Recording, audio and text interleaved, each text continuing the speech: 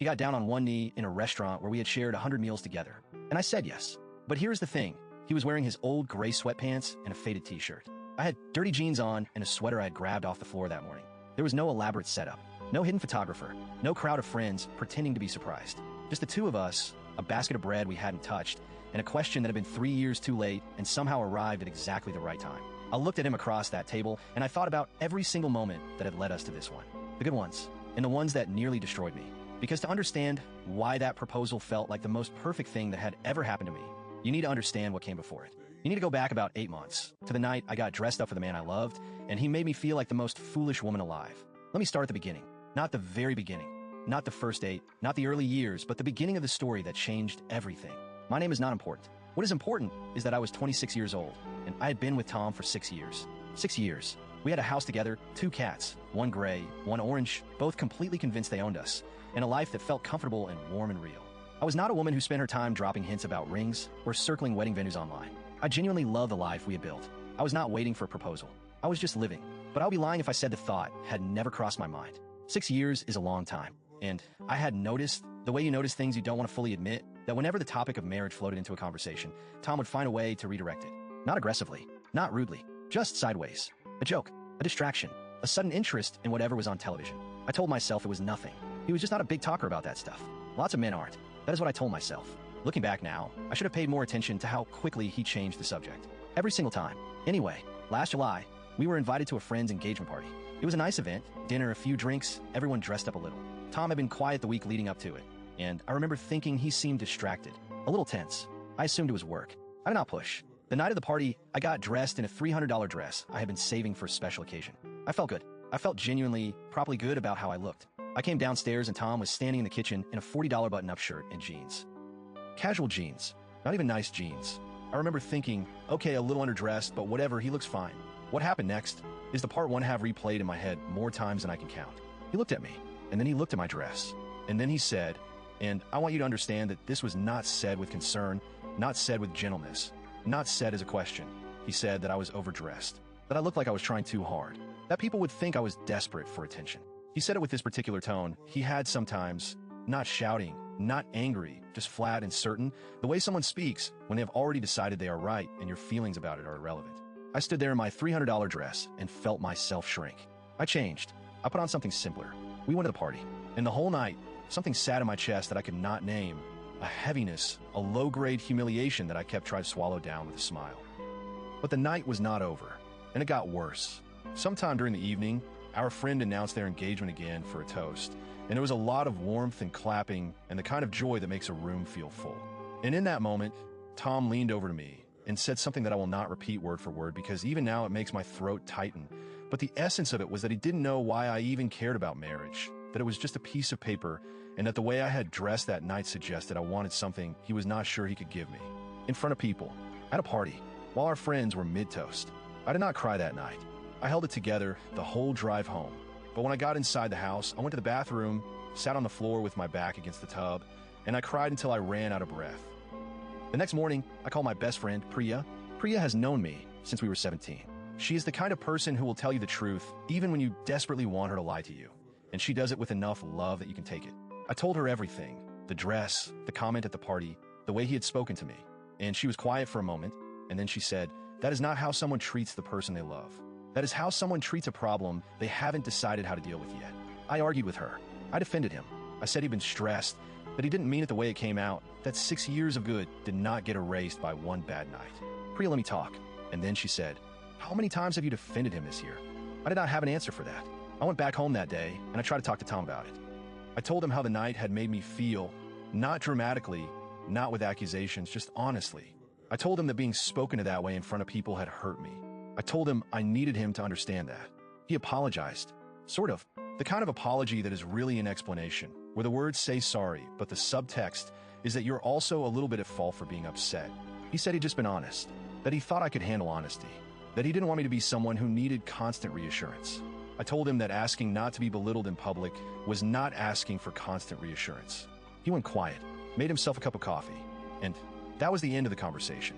I posted about it online because I needed to hear from people outside my own head, and the responses I got were not what I expected. People were kind, but they were clear. The consensus was not he sounds stressed, give him time. The consensus was closer to, this is a pattern. This is not a one-off. You deserve better than someone who makes you feel small for wanting to be loved properly. I read those comments sitting at my kitchen table in the house I shared with Tom, with one of the cats asleep on my feet. And something in me shifted. I broke up with him. I will not pretend that was easy. It was the hardest thing I had ever done. 6 years is not nothing. 6 years is a home and a routine and a person who knows how you take your tea and what side of the bed you sleep on. 6 years is the cats, who both cried at the door the day I packed my things. I moved 3 hours away to stay with my family. And for the first few weeks, I walked around feeling like I had removed a piece of myself and left it somewhere I cannot go back to. But I had people. Priya drove up to see me twice in the first month. My mom made dinner every night without being asked. My brother, who is not a hugger, hugged me every single time he saw me. I had never felt so broken and so held at the same time. I was 3 months into building my new life when Tom's mother called. I did not know her well. Tom and his mother were close in a way that made me feel slightly on the outside of something I could not name. But she called and she told me that Tom had been taken to hospital by ambulance 2 days earlier. He had had a seizure at work. They had run tests. They had found something, a tumor, benign, she said quickly, like that word would make it smaller, in his frontal lobe. He was going into emergency surgery, and he was asking for me. I sat with the phone against my ear for a long moment. I told her I was glad she had called.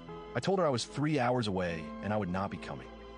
I told her I genuinely hoped he was okay, and I meant that last part. Whatever had happened between us, I did not wish him harm. But I also knew that if I walked back in that hospital, I would walk back into something I had only just survived leaving. I said no. She was not pleased. She told me that he needed me. I told her I understood that, and that I was sorry, but no. I put the phone down and I sat with it. I called Priya. I told her what had happened. She asked me how I felt. I told her I didn't know. She said, "You said no." That took strength. Don't let anyone make you feel bad for it. I didn't sleep much that night, but I did not change my answer. December came. The days were short and cold, and I had started to find a rhythm in my new life. A different job, a gym I actually liked, mornings that belonged entirely to me. I was not happy yet, not fully, but I was steady. I was getting there. And then, on the 17th of December, I looked out my front window, and Tom was standing in my parents' driveway. My stomach did something complicated. He looked different, thinner than I remembered. There was a scar I could not see, but knew was there. He was not dramatic about it. He didn't bang on the door, didn't make a scene. He just stood there, and when I opened the door, he said he wasn't leaving until I gave him 5 minutes. I gave him 5 minutes. He told me, quietly, plainly, without excuses dressed up as explanations, that the tumor had been in his frontal lobe for what the doctors believed was several years. That the frontal lobe controls things like emotional regulation, impulse control, empathy, decision-making. That the person he had been the months leading up to that night, the dismissiveness, the coldness, the way he had spoken to me, was not who he was. That he had evidence of this now, in the most terrible and undeniable way possible, because the man who had woken up from surgery was horrified by what he had apparently said and done. He was not asking me to take him back. He was asking me to have dinner with him. Just dinner. I want to be honest about what I felt in that moment. It was not simple. It was not a clean rush of relief or forgiveness. It was complicated and cautious and full of things I did not know how to sort through yet. But I said yes to dinner. And at dinner, I cannot fully explain this to someone who has not experienced it. He was just Tom. The Tom I'd fallen in love with. The one who laughed at the right moments and listened when I talked and looked at me like I was someone worth looking at. There was no edge, no coldness, no quiet contempt dressed up as honesty. I drove home that night with my hands on the steering wheel and my mind going very, very fast. I called Priya the next morning. I told her everything. She listened without interrupting, which is not her default setting, so I knew she was taking it seriously. When I finished, she said, "Before you feel anything more, talk to his doctor." Not to doubt him, to understand. You need to know what this means going forward, not just what it means right now. That was the right thing to say. I knew it immediately. I reached out to Tom and told him that I needed to speak to his doctor before anything else could happen between us. He did not hesitate. He arranged it within the week. A call with his neurologist with Tom's full consent, where I could ask whatever I needed to ask. I had a list. Priya helped me write it. The doctor was patient and thorough. She explained that frontal lobe tumors, depending on their size and position, can cause exactly what Tom had described. Changes in personality, reduction in empathy, impulsive or dismissive behavior, difficulty with emotional connection. She told me the tumor had been slow growing, which meant the changes would have been gradual and hard to notice from the inside. She told me that post-surgery, with the pressure removed, patients often return to their baseline personality, who they were before. She told me that Tom's recovery was going well, and that his psychological profile post-surgery was markedly different from the notes taken at his initial admission. She said one more thing that I've thought about many times since. She said that one of the most painful parts of this kind of diagnosis, for the patient, is the clarity that comes after. That many patients are left processing things they said and did during the affected period with full emotional awareness of the harm they caused, but no real memory of intending it. I sat with that for a long time. We were not back together after that call, but we were talking. Daily texts, phone calls that ran long. He never pushed, never pressured, never made me feel like my caution was a problem he needed to solve. He just showed up, consistently, quietly, in the small ways that actually count. In February, I drove back to our old house under the official reason of collecting the last of my things. I told myself that is what it was. I think Priya knew it wasn't, but she let me have the story I needed to tell myself. I spent a weekend there. I walked through rooms that still had my handprints on them. The bookshelf I had arranged, the curtains I'd chosen, the kitchen where I had cooked what felt like 1,000 dinners. The gray cat found me within 30 seconds of walking in and did not leave my side. The orange one pretended not to care for about an hour and then sat on my feet. On the Sunday morning, Tom made breakfast without being asked. Eggs, toast, the tea made exactly right. He did not ask me to stay. He just handed me the mug and sat across from me at the kitchen table and talked to me about nothing in particular. Something in the news, something funny that had happened at work. And I thought, this is it. This is the thing I missed. Not the house, not the routine. This ease. When I went to leave on the 8th, I kissed him, and then some. We started again, slowly and carefully and with both eyes open. He went to therapy. I went to therapy separately to work through my own experience of what had happened. We talked about things we had never talked about.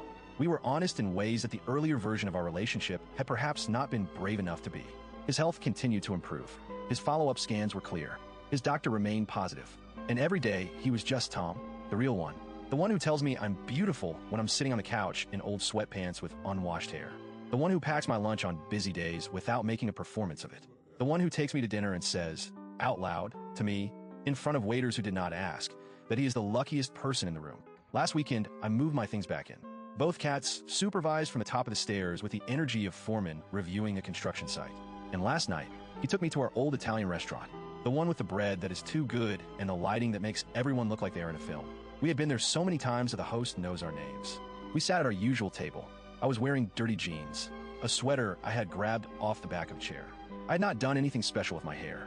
He was in his sweatpants and a faded t-shirt. Halfway through dinner, he reached across the table and took my hand. And then he looked at me, not quickly, not nervously, but steadily, the way he looks at things he is sure of. And he said that he had spent the last 8 months understanding exactly what he had almost lost, and that he did not want to spend another day without making it official. He did not have a ring box. He told me the ring was something he wanted us to choose together. He just had a question. He asked me if I would marry him. The restaurant did not go quiet. Nobody clapped. There was no photographer stepping out from behind a pillar. There was just the two of us in a basket of bread and the low hum of other people's conversations happening around us like we were invisible. I said yes. Now, I know what some of you are thinking, because I thought it too. I had the same conversations with myself at 3 in the morning that I imagine some of you are having right now. Is this too convenient? Is the tumor too perfect an explanation? How do you know this is real and not just someone who got scared and found a medical reason to avoid accountability? Here's what I know. I spoke to his doctor. I asked hard questions, and I got detailed, medically specific answers that Priya and I independently researched afterward. The changes in personality, the timeline, the recovery, all of it matched the clinical picture. I did not take Tom's word for it. I verified it. I watched him for months, not weeks. I watched him under stress. I watched him on days when things went wrong. I watched him in arguments, because we did argue, because real relationships include that. And not once did I see the man who had stood in our kitchen and looked at my dress like it was an embarrassment. That man is gone. I believe that medically. I believe it because I lived alongside both versions, and the difference is not subtle. I also know this. I'm not the same person I was last July. The woman who changed her dress because a man told her she was trying too hard. I love her. I feel for her, but I am not her anymore. I know my own worth in a way I did not fully know it then. I know what I will accept and what I will walk away from. I know the difference between love and the performance of love. If I ever saw that performance again, from Tom or from anyone, I would leave. Without the 8 months of rebuilding, I might not have been sure enough of that to believe it. Now I am. And Tom knows it too. I think that is part of why he asked in sweatpants at a Tuesday dinner with no production around it. Because he knows I do not need the production. He knows I need the truth. And the truth was just him, and just me, and a question asked plainly by someone who meant every word of it. Priya cried when I called her. She tried to pretend she didn't, but I could hear it. She said, "You did it right this time. Both of you." And I think that is the truest way I could put it. We did it right this time. The cats are asleep on the bed right now, one on each side like bookends. Tom is downstairs making tea. In a few minutes, I'll go down, and we will sit on the couch and watch something we have both already half seen, and it will be the most ordinary and the most extraordinary thing in the world. I did not get the perfect proposal the first time. I did not get the man on one knee with a ring and a velvet box and a crowd of friends waiting outside. I got something better. I got the real version. The honest version. The one where we both showed up as exactly who we are, in old clothes, in a familiar restaurant, and chose each other anyway. Here is the question I want to leave you with, because I've thought about it a great deal, and I do not think there is one clean answer. The week before he proposed, Tom and I attended a dinner at his colleague's house. It was the kind of evening I usually loved: good food, easy conversation, the particular warmth of a table full of people who were glad to be there. I was doing well. I felt like myself. And then his colleague's wife asked me what I did for work, and before I could answer, Tom's other colleague, a man named Daniel, who I had met twice and already found exhausting, leaned back in his chair and said, with the easy confidence of someone who has never once worried about how he lands, "She's the one who caused that whole drama last year, isn't she? Posted about Tom online. Very public, all of it." He smiled when he said it, like it was a fun fact, like I was a footnote in someone else's story. My hands went still on the stem of my wine glass. Tom started to say something, but Daniel was already moving on, already reaching for the bread, already done with me the way people are done with things they never fully looked at. And I sat there with the words settling over me like something cold, and I thought, he doesn't even know he did it. That is the worst part. He did not say it to wound me. He said it the way men like that say everything, without weight, without consideration, without any awareness that a person was sitting right there receiving it. I was a piece of gossip at his dinner table, a mild anecdote.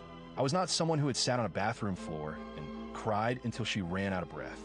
I was not someone who had packed her life into boxes and driven 3 hours with 2 cats and a grief she didn't have a name for yet. I was just the woman who had caused the drama. My stomach tightened so completely I couldn't eat for the next 10 minutes. I smiled through the rest of the evening. I'm good at that.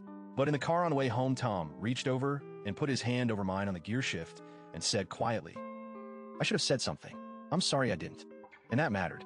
That was not the man from before. The man from before would have told me I was being sensitive. 2 days later, I was at Priya's. We were on her kitchen floor, which is where we always end up eventually, backs against the cabinets, tea going cold, the particular sprawl of 2 people who have known each other long enough to not need furniture. I told her about Daniel, about the way it had landed, about how I had smiled and nodded and felt myself go very quiet inside. She listened, and then she said, "Can I tell you something I never told you before?" I looked at her. "The night you called me after the engagement party," she said, "the first call, you remember what I said about how he was treating you like a problem he hadn't decided how to deal with?" I remembered. "Why I didn't tell you," she said, "was that I'd already been worried for almost a year before that. I had been watching him with you at things, dinners, birthdays, the way he would talk over you or correct you or just go flat when you were excited about something. I noticed it and I told myself it wasn't my place, that you would see it when you were ready." She looked at her mug. "I've thought about that a lot, whether I should have said something sooner. I didn't know what to do with that immediately. I sat with it. Why are you telling me now?" I asked. She looked up at me. "Because I want you to know that what you trusted last July, that instinct that said something is wrong, that was real. That was you, not Reddit, not me. You. And I want you to know that the man you went back to is not the man I was watching go flat on you for a year. I've been watching him just as carefully since December." She paused. "He looks at you now the way he used to look at you in the beginning. I needed you to know I've seen both. And I believe you." I put my mug down. My eyes were doing something I was trying to stop them from doing. "Also," she said very matter-of-factly, "I looked up frontal lobe tumor cases, peer-reviewed papers, not just Tom's doctor, and the personality regression post-resection is documented. Extensively. I did it in January because I needed to know for myself before I could support you going back.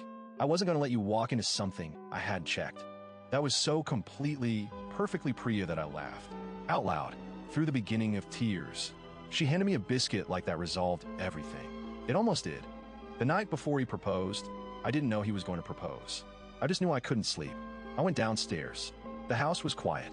The orange cat found me in the kitchen and sat on the counter watching me with the solemn patience of someone who has seen everything and judged most of it. I made tea. I didn't drink. I stood at the window where the garden was just a shape in the dark. I thought about the bathroom floor. I thought about the drive north with everything I owned in the back of the car and a grief I kept trying to name. I thought about Tom's face in my parents' driveway. Thinner, certain, not asking for forgiveness, just asking for 5 minutes. I thought about how hard it had been to open that door, how much easier it would have been not to. I thought about Daniel's voice, very public, all of it, the way I had gone still. And then I thought about Priya on her kitchen floor saying, "I've seen both. I believe you." I thought about the woman who had changed her dress. I love her. I do. She was doing her best with what she had. She was trying to keep the peace and hold the relationship and believe that love meant absorbing the small humiliations quietly. She was wrong about that, but she was not weak. She was just not yet sure enough of herself to know that she didn't have to be. I'm sure now. That is the thing no one tells you about rebuilding yourself after something breaks you. The rebuilt version is not the same shape as before. It is sturdier in places you didn't know needed reinforcing. It knows things the earlier version had to learn the hard way. It does not change its dress because someone else is uncomfortable with how it looks. I stood in the kitchen in the dark and I thought, this is why it matters. Not just Tom, not just us. This whole thing, the leaving, the months alone, the slow return, the careful choosing, it matters because I did it with my eyes open. Because I know the difference now between a man who makes you small and a man who makes you feel the exact right size. Because I checked. Because Priya checked. Because I sat on the floor of a hospital consultation and asked hard questions and did not accept easy answers. Because I'm not the woman who stands at the bottom of the stairs feeling foolish in a dress she saved up for. I am the woman who stood at the window in the dark and decided she was ready for tomorrow. The lesson I took from all of it is this. People who count on your silence to protect their lives are always shocked when you stop being silent. Was I wrong to do what I did, or did they get exactly what they earned? Let me know in the comments. If you had been me, if you had left someone who hurt you, rebuilt yourself from the ground up, and then found out the hurt had a medical, because you could verify, would you have gone back? Or would the damage have been too deep, the risk too high, the version of yourself you had built without them too precious to put on the line again? I went back, and right now, with tea coming and cats on the bed and a yes still warm in my chest, I think I made the right call. But I also know that the right call looked different for me than it might for someone else. And I think that matters. Tell me what you think. I genuinely want to know.